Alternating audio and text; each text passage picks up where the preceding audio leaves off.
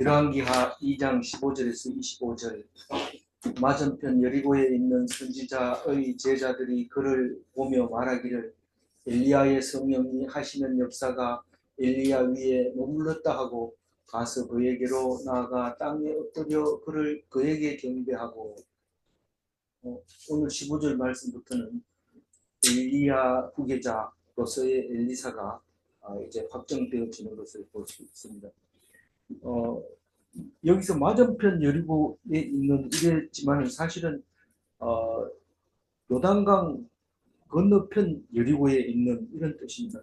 그러니까 엘리사는 지금 엘리야를 요단강 건너편 여리고를 중심으로 해서 보면은 요단강 건너편, 다시 말해서 요단강 동편에서 병거를 타고 하늘나라로 올라간 엘리야에게서 떨어진 겉옷을 주워 가지고 엘리사가 요단 강가에서 강을 내리치니까 이리저리 치니까 물이 말랐습니다.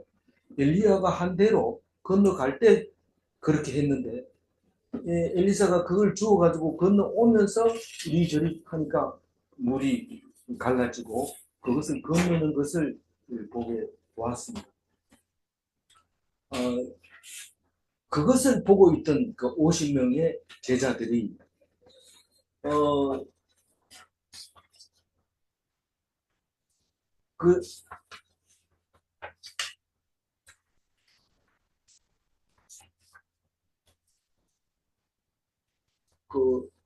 그러니까 그것을 보고 있는 제자들이 말을 뭐라고 한다고요? 엘리야의 성령이 하시는 역사가 엘리사 위에 머물렀다. 다시 말해서 이 제자들은 아는 게 많습니다. 왜냐하면 공부를 했기 때문에, 선지자 공부를 했기 때문에 말하는 것도 거침없이 멋있게 합니다. 엘리야의 성령이 이 제자들에게는 따라갈 수 없는 유일한 능력이었거든요. 엘리야의 능력을 말하라고 그러면 뭐 수없이 많죠. 제사 지낼 때 하늘에서 불이 내려와서 물로 부은 재물을 태우는 것을 보면 그게 어떻게 되냐? 그 성령의 역사라고, 엘리야의 성령의 역사 이런 거라고 생각을 하고 있었기 때문에 아무도 엘리야의 도전장을 내밀지 못했는데 엘리사는 죽으라고 따라다니면서 한 발짝도 안 떨어지고 꼭 붙어가지고 결국은 요단강 건너까지 따라갔다가 거기서 하나님이 엘리야를 병거 타고 하늘로 보내는 바람에 엘리사는 소리 지르면서 마병이여 병거요 이렇게 소리를 질러도 결국은 겉옷만 떨어뜨리고 하늘나라로 가버리고 말았습니다. 그래서 그 제자들이 그 주워가지고 오는 것을 보면서 엘리사가 이제 후계자가 되었다 그렇게 판단을 하고 그 50명이 엘리사 앞으로 가가지고 땅에 엎드려서 그에게 경배하고 명실공히 선지자의 지도자로서 모시는 모습을 볼 수 있습니다. 16절 한번 읽어볼까요? 그에게 이르되 당신의 종들에게 용감한 사람 50명이 있으니 청하건대 그들이 가서 당신의 주인을 찾게 하소서. 염려하건대 여호와의 성령이 그를 들고 가다가 어느 산에나 어느 골짜기에 던지셨을까 하나이다 하니라. 엘리사가 이르되 보내지 말라 하나. 엘리사의 성천에 대해서 이 제자들은 오해를 많이 했습니다. 이 엘리야와 엘리사를 떼놓으려고 하늘로 보냈다 그렇게 생각을 하고 있었습니다. 이제 따로 떨어졌으니까 그렇게 딱 달라붙어 있었던 그 엘리사가 안 떨어지고 붙어 있어서 결국은 이제 엘리야의 성령을 인계받았지만 이 제자들은 그렇게 생각을 안 하고 있는 거예요. 하늘에 올라가면 너무 허무한 거죠. 그러니까 어딘가에 하늘로 올라가다가 떨어뜨렸을 거다. 현실주의죠. 이 신학생들은 대부분 얘기를 해보면 은혜가 없습니다. 학술적으로는 많이 아는데 은혜가 없어요. 그래가지고 대화를 하다 보면 막힐 수가 있는데 이 제자들은 논리적으로 따졌을 때 하늘로 가가지고 어디로 간단 말이에요? 하늘은 구름 위로 올라가고 2천천, 3천천, 4천천, 7천천 올라간다해도 더 올라가야 되는데 그거는 불가능하다. 있는 게 아니다. 이 선지자의 제자들임에도 불구하고 그것을 오해하고 있었던 겁니다. 달나라 가보니까 하나님 계십디가 하고 제일 먼저 물어봤다는 겁니다. 달나라 갔다 온 사람한테 거기도 계시더라.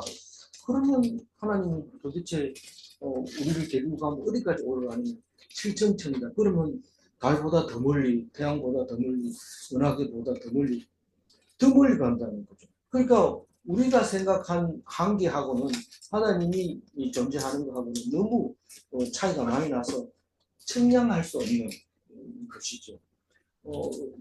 그러나 그것은 은혜로 그렇게 말할 수 있는 거지 지식적으로 말할 수 있는 거 아닙니다. 그래서 이 신학자들은 이 엘리사에게 허락을 받습니다. 뭐라고 받냐면 어딘가 떨어졌을 테니까 그거 찾으러 가게 허락을 해달라고 부탁을 합니다. 그러니까 엘리사는 뭐라고 그래요? 사람 보내지 마라. 그 50년 괜히 그 보내가지고 삶 덜 골짜기 싹 뒤지고 있는 소용이 없다. 우리 그 애구리 소년 그 수색할 때 얼마나 오랫동안 했어요. 몇 년 있다 또 한 번 하고. 계속 그래도 헌일이 보내지 말아야 되겠죠.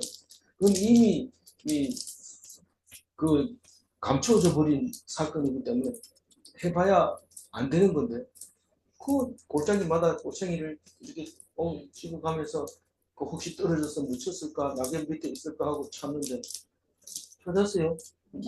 못 찾았는데 아직도 안 보냈어요. 이 17절 읽는 겁니다. 우리가 그를 부끄러워하도록 강청하며 보내라 한지라 그들이 50명을 보냈더니 사흘 동안을 찾되 발견하지 못하더라. 그 무리들이 이제는 막 나갑니다. 당신이 그 후계자라면 그 시체가 만약에 떨어져 있다면 당신 책임질 겁니까? 이러면서 막 따지면서 하니까 말을 못해요. 분명히 엘리사는 성전했다고 믿고 있지만 증거가 없어요. 이 제자들한테 설명을 할 수 있는 거 없어요. 그래서 막 다그치니까 부끄러워서 얼굴이 빨개지면서 그럼 보내라. 이렇게 얘기를 한 거예요. 그랬는데 50명이 갑니다. 가가지고 며칠 찾았어요? 사흘. 이 앞에 또 사흘이 나왔죠. 사흘은 뭡니까? 이제는 상황 최소 3일이 되면 확정이 되는 거예요.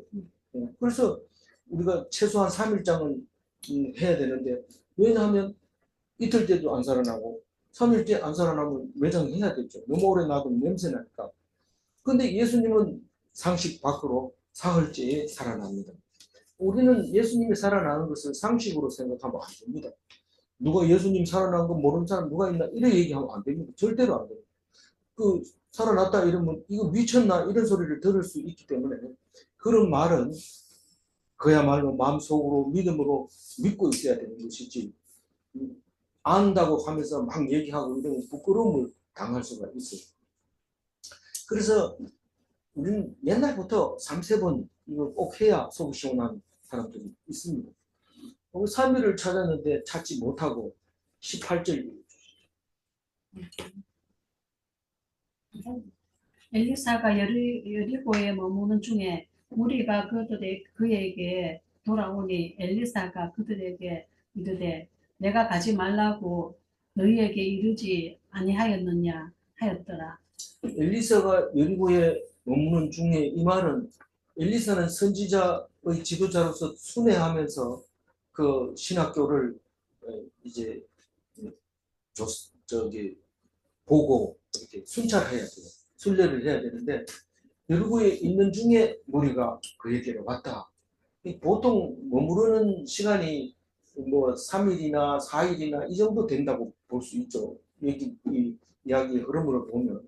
그래서 3일이나 4일이나 5일이 좀 이렇게 머무르다가 또 다른 데로 가고 그 엘리야가 그렇게 됐습니다. 갈 때마다 니는 여기 있어라 나는 간다 이래 했는데 죽어도 따라가겠다고 해서 승천할 때까지 따라 있음으로써 후기를 이었을 수 있었던 건데 그 여리고에서 아직 안 떠나고 있을 때 무리가 그에게 와가지고 엘리사에게 못 찾았습니다. 그렇게 얘기하니까 너희가 가지 말라고 너희에게 이러지 아니하였느냐. 가지 말라고 한 것은 엘리사의 확신이고 너희에게 이르지 아니하였느냐 이 말은 너희들이 내 말을 순종하지 않았다 그런 뜻으로 얘기하고 있습니다. 불순종했다. 선지자의 지도자의 말을 들어야 됩니다. 안 들으면 죽습니다. 엄청난 재난이 임하게 됩니다. 말도 안 돼 이러면 말도 안 되는 겁니다. 그러나 그 말에 아멘 하면 그 선지자의 말의 능력은 나타나는 것입니다. 19절 한번 읽어볼까요? 그 성읍 사람들이 엘리사에게 말하되 우리 주인께서 보시는 바와 같이 이 성읍의 위치는 좋으나 물이 나쁨으로 토산이 익지 못하고 떨어지나이다.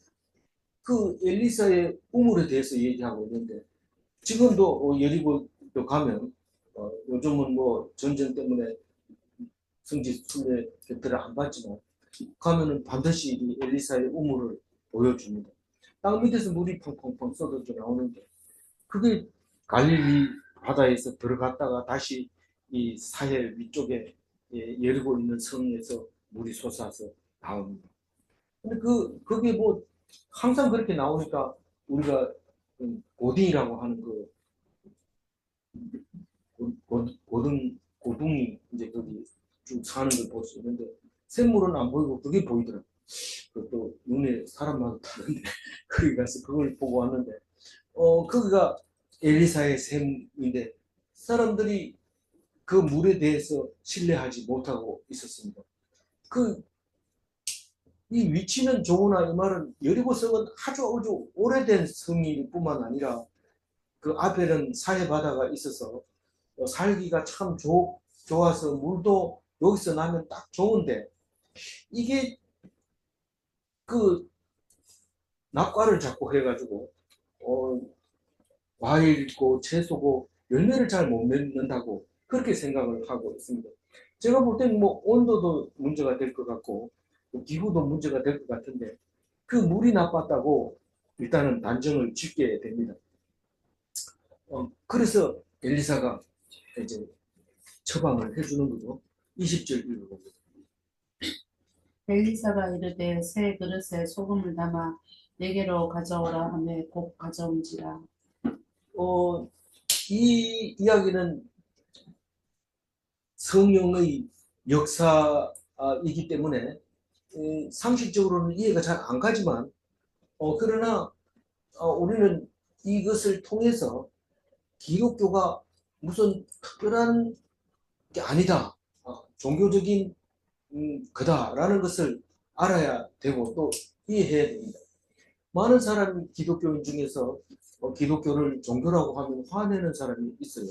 우리가 왜 종교냐 이러면서 진리를 외치는 사람들이고 그런 건데 다른 뭐 우상 섬기는 거 기독교 말고는 다 우상 섬기는 거니까 아니다 이렇게 얘기하는데 종교가 이해되지 않으면 기독교는 서 있을 자리가 없습니다. 종교가 이해가 되지고 그 위에 예수님의 사랑과 예수님의 제사함이 우리에게 진리가 되고 그것으로 말미암아 다른 사람과 비교할 수 없는 높임을 받는다는 사실을 알아야 됩니다. 이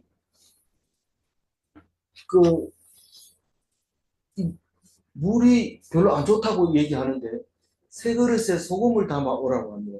이 새 그릇은 뭐 우리가 성령 이렇게 하면 새라는 단어를 쓰니까 뭐 먹던 밥그릇 밥티 묻은 그런 데다 담아 오지 말라는 뜻이구나 이렇게 생각할 수 있겠지만 어쨌거나 엘리사는 새 그릇에 담아 오라고 다른 이유 달지 말게 하려고 그러는 거죠. 거기 어디에 쓰던 그릇인지 라든가 이런 게 있으면 사람들이 정신이 그 그릇에다 담아서 그런가 보다 이런 생각을 할 수도 있기 때문에 새 그릇에 담아 오라고 얘기합니다. 뭐를 담아와요? 소금을 담아 오라고 그러는데 소금은 거기가 샘물이 나는 건 민물이 나지만 거기서 바로 옆으로 흘러 들어가는 사해 바다는 소금 농도가 너무 진해가지고 그냥 그걸 조금만 말리면 소금이 됩니다. 그러니까 뭐 소금이 귀하지 않다 이 말입니다. 귀하지 않는 소금을 이 그릇에 담아오는 것은 아주 쉬운 일입니다.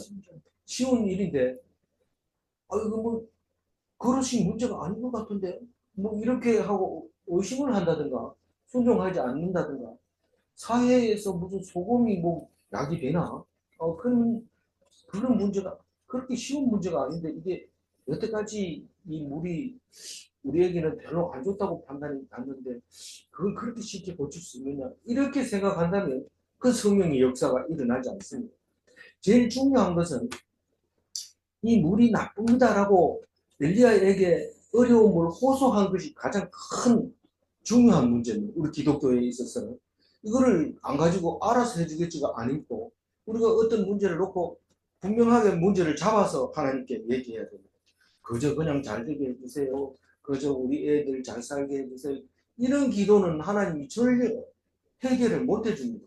그러나 분명하고 확실하게 그 어려움에 대해서 이야기하면 대답을 해주는데 늘 똑같은 대답을 해줘요. 하나님 많이 아픕니다.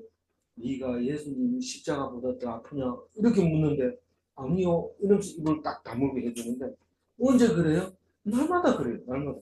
뭐 오늘은 여기 아프고 내일은 저기 아프고 이런데 기도를 분명하게 합니다. 내가 여기가 아픕니다. 그리고 말하면 하나님, 이건 예수님 제자 맞나? 맞습니다. 예수님은 너를 위해서 십자가에서 몸이 살이 찢어지도록 달리는데 그보다 아프냐? 예수님, 나는 도저히 성질이 나빠가지고 이 성질 못 참겠습니다. 그 사람 난 화가 나가지고 가서 죽이고 싶습니다. 그러면 예수 십자가에서 모욕 당한 건 기억하냐? 그렇게 얘기를 합니다. 한결같이 예수님은 한 가지 말로 얘기를 해요.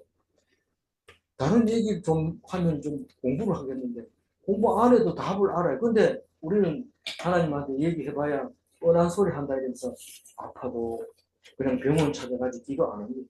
뭐 해봐야 뭐 하나님 안 들어준다 이렇게 생각하고 있는데, 물어보는 게 가장 중요하고, 그 말이 너무 새 그릇에 소금 담아와라 이게 그렇게 어려운 것도 아니기 때문에 시시하게 차라리 겨울에 복숭아 하나 따가지고 와라 이러면은 그걸 위해서 그렇게 돌아다니다가 하나 땄는데 어머니가 돌아가시기 전에 먹여야 된다 이러고 오면은 그게 책에도 남고 많은 사람들에게 교훈도 되고 좋을 텐데 그렇게 하는 거죠.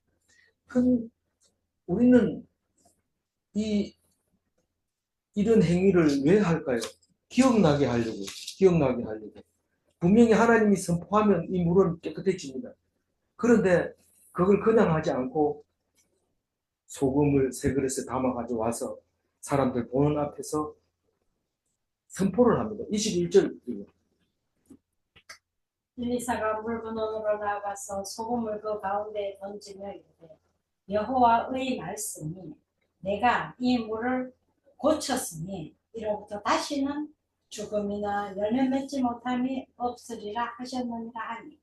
그러니까 물의 근원이라고 하면 물이 바닥에서 퐁퐁 솟아서 나와요. 그게 2600년 전인데 어떻게 그게 여전히 그대로 있습니까? 그거 나와요. 지금까지 오늘에까지 그렇게 나온다고 얘기를 하고 있잖아요. 2600년 전에 오늘을 하고 지금하고 오늘 똑같습니까? 오늘이라는 단어는 똑같습니다. 오늘까지 그게 있어요.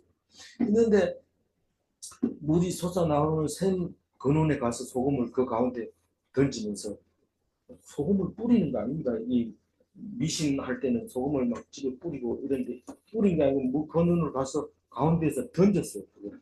던지면서 선포를 하는 겁니다. 선포를 하는데 여호와의 말씀이 내가 이 물을 고쳤으니 이로부터 다시는 죽음이나 열매를 맺지 못함이 없을지니라. 내가 누굽니까? 하나님이 물을 고쳤다고. 그러면서 엘리사가 선포를 하는 겁니다. 이제 이 물에 대해서 이 물 먹고 죽었다 이러면 그거는 뭐가 없는 거예요? 믿음이 없는 거예요. 믿음이 없는 거예요. 이 물 먹고 낙태를 했다거나 낙과를 했다든가 채소가 열매를 못 맺었다는 것은 그건 믿음이 없는데, 왜냐하면 하나님이 선포를 했기 때문에. 하나님은 말씀하신 것이 이루어져요? 안 이루어진 것도 있어요. 아니 이루어진 것도 있어요. 그러나 앞으로 이루어질 겁니다. 그거는 어쨌거나 하나님의 말씀은 반드시 이루어지고 또 하나님은 말씀하지 않고 이루는 것이 하나도 없는데도 불구하고 우리는 그걸 몰라요. 왜 모를까요? 말씀에 귀 기울이지 않기 때문에. 그래서 모르는 겁니다. 그래서 하나님은 반드시 말씀하시고 이루신다. 그렇게 오늘 말씀하시는데 안 믿는 사람도 있어요. 그래서 이것을 믿는 사람을 특별 은총이다.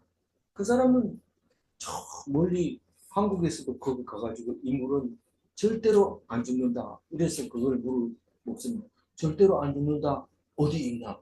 죽음이나 열매 맺지 못함이 없을지니라 했잖냐? 그러면서 그 물을 먹고 나는 이제 안 죽는다. 좀 뉘앙스가 다른데 사실은 나중에는 같은 말입니다. 믿으면 살고 안 믿으면 죽는다. 결국은 그 얘기인데 그건 너무 시시해서 공부 안 해도 알겠네. 이런데 날마다 읽어야 그게 진짜 말이 맞네. 이렇게 하지. 안 그러고는 그게 안 믿어집니다. 안 믿어진다고 하니까 에이 교회 안 나갈래. 자꾸 그렇게 다녔는데도 자꾸 안 믿는다고 이러니까 내가 짜증나잖아. 이러면서 안 다니는데 자꾸 나가면 진짜 안 믿는다는 사실을 알게 됩니다. 내가 지금 겉으로만 아멘하고 있구나 하는 것을 알게 되는데 겉에 뜨거워지죠. 그걸 알고 나면 막 속에서 기쁨이 막 생깁니다. 내가 이런 게 내가 믿었다고 생각했구나. 그런 마음이 생기게 됩니다. 22절 결론을 얘기합니다. 읽어봅니다. 그 물이 엘리사가 한 말과 같이 같이 고쳐져서 오늘에 오늘에 이르렀더라. 오늘까지 그 가면 샘이 졸졸 솟아나오는데 제가 볼 때는 물 떠가는 사람은 하나도 없더라고요. 물이 그냥 사이로 흘러 들어가는 거 봤는데 만약에 이 말을 오래오래 묵상했다면 제가 알았다면 그 같은 느낌을 하나 가져갔는 건데 그냥 왔어요. 그래서 엘리사가 한 말이 그 나쁜 물이 좋은 물로 고쳐져서 오늘까지 좋은 물이 나온다. 그렇게 말하고 있는 겁니다. 그래서 우리는 믿음으로 사는데 사람들은 다 죽지만은 하나님의 아들만큼은 안 죽는다. 아버지라고 부르면서 니는 왜 사람들처럼 죽는다고 자꾸 얘기하냐. 하나님 아들이야.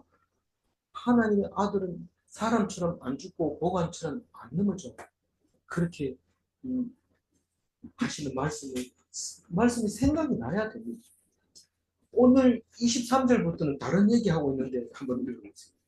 엘리사가 거기서 베델로 올라가더니 그가 길에서 올라갈 때에 작은 아이들이 성읍에서 나와 그를 조롱하여 이르되 대머리여 올라가라 대머리여 올라가라 하는지라. 엘리사가 왜 베델로 올라가요?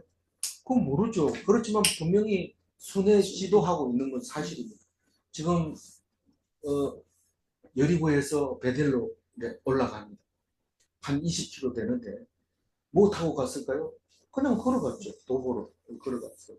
엘리사가 하고 왔던 길을 돌아가는 네, 돌아가지고 그 순회를 이렇게 하고. 그래서 거기로 올라갈 때 그 여리고는 동네 중에서는 제일 낮습니다. 해발 마이너스 한 200m 정도 됩니다. 그리고 저기 사해는 마이너스 350m 지중해 레벨로 봤을 때 그렇게 낮았기 때문에 여리고에서는 어디를 가든지 올라갑니다. 그래서 베델은 안 그래도 길갈에서도 올라가고 또 어디입니까 다 올라가는데 산악 고지에 있는데 그 가고 있는데 길에서 아이들이 성읍에서 나와서 길은 성읍 앞쪽으로 이렇게 길이 이 신장로가 나 있는 거죠. 그리고 안에 동네가 있고. 근데 그 애들이 나와서 엘리사를 놀리는데 야 엘리사 지나간다 가보자. 대머리로 올라가라 대머리 올라 베델로 올라가라는 얘기입니다. 근데 이 대머리라는 것은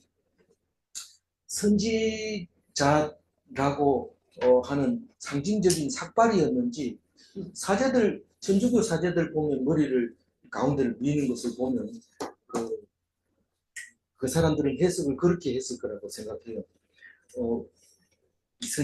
그 사제나 선지자는 머리를 밀어서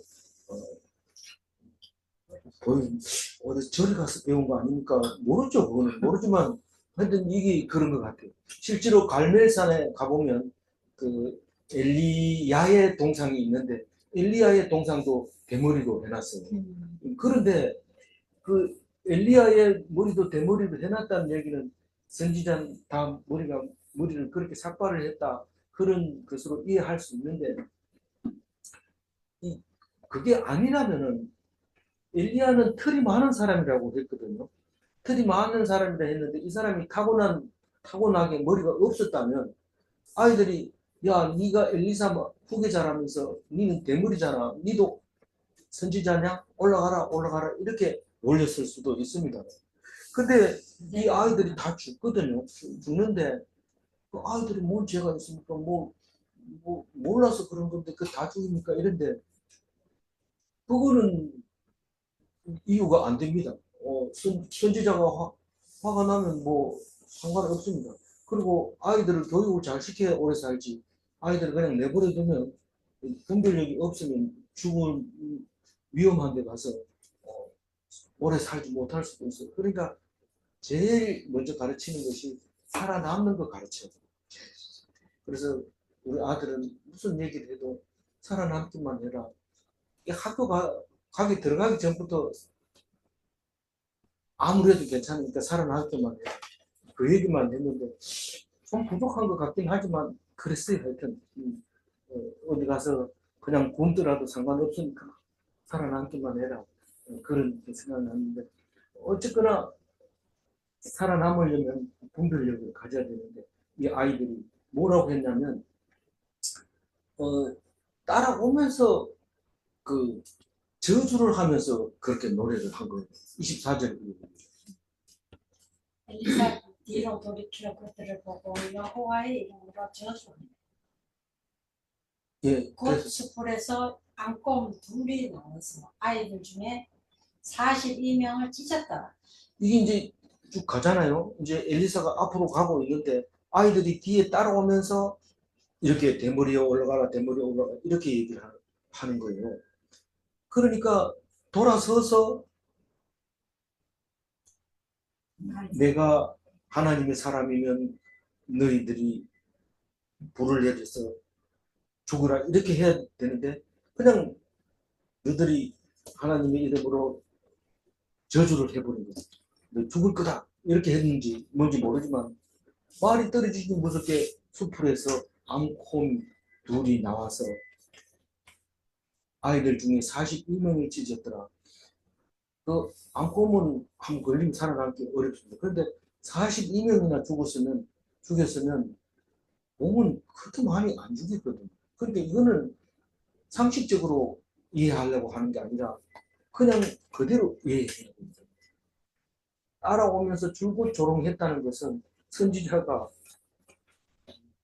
견디기 어려웠고 자기 스스로도 그냥 한 말일 겁니다. 선지자의 입으로 한 말은 하나님 말씀과 같아서 반드시 성취된다는 겁니다. 선지자는 그래서 입을 조심해야 되죠. 그래서 이야기 끝났어요. 엘리사 선지자 함부로 얘기하면 안 됩니다. 우리가 선지자를 함부로 얘기했다면 그동안 선지자에게서 받은 은혜 한꺼번에 날아갑니다. 하나도 없습니다. 어떤 경우라도 어떤 경우 상관없어요. 어떤 경우라도 선지자 욕하면 안 됩니다. 그러면 저주 한마디 입을 안 열어서 그렇지 끝까지 참아서 그렇지 저주하면 그 선지자의 입의 말은 하나님 말씀과 같이 반드시 성취됩니다. 예, 마지막 25절입니다. 엘리사가 거기서부터 갈멜산으로 가고 거기서 사마리아로 돌아왔더라 이러면 본부라는 얘기예요. 본부 사마리아는 어디입니까? 북이스라엘의 수도입니다. 수도니까 선지자도 거기 있어야 되고 왕도 거기 있어야 되고 그런 거죠. 갈멜산은 어딘지 알잖아요. 이 이스라엘 지도 그린다 하면 지중해에서 뼈도 튀어나오고 갈멜산에서 엘리야가 그 우상들과 싸운 이야기 있잖아요. 대결한 이야기. 네. 그 산에 갔다가 사마리아로 돌아가는데 거리가 막 어디 사방 다닙니다. 베델에서 갈멜산까지 120km. 그러니까 여기서 대전 가기보다 조금 가깝죠. 예, 그 정도로 걸어 다녔고 또 갈멜산에서 사마리아까지는 64km. 그래서 사마리아에 갔다. 그럼 내일 뭔 얘기합니까? 그럼 이제 내일은 왕들 이야기합니다. 선지자 이야기했다가 왕들 얘기했다가 선지자와 왕 이야기했다가 그래서 역대 열왕기 하는 주로 엘리사 이야기가 대부분을 차지하고 9월달, 10월달 내내 그 말씀을 묵상하게 될 것입니다. 그 왕들의 족보를 따지는 것도 재미있고 또 재미있는 이야기가 될 겁니다. 드라마보다 재밌으니까요, 진지하게 말씀 묵상이 TV 드라마보다 더 중요하게 여기면서 사는 게 생명이다. 그렇게 생각하시기 바랍니다. 22절 다시 읽고 마무리할게요. 그 물이 엘리사가 한 말과 같이 고쳐져서 오늘에 이르렀더라. 선지자는 상식적이지 않습니다. 그게 말이 되나? 이렇게 하는 것은 선지자 말 안 됩니다.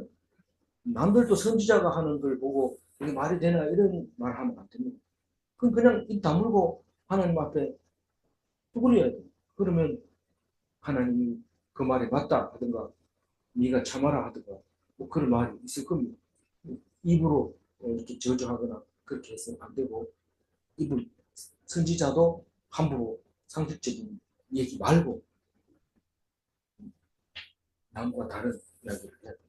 세상 이야기는 더 상식적인 얘기 안 하면 이상한 사람으로 취급받는 것이죠. 질문합니다. 믿음은 바라는 것의 실상인가? 우리 믿음을 자꾸 보여달라고 그러는데 네가 바라는 게 있으면 그게 믿음이다. 믿음은 보지 못한 것들의 증거인가?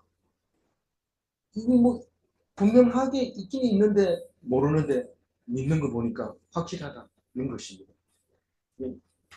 믿음은 밖으로 나타나는 것이 아니라는 사실을 말씀드리겠는 거죠. 기도하겠습니다. 하나님 감사합니다.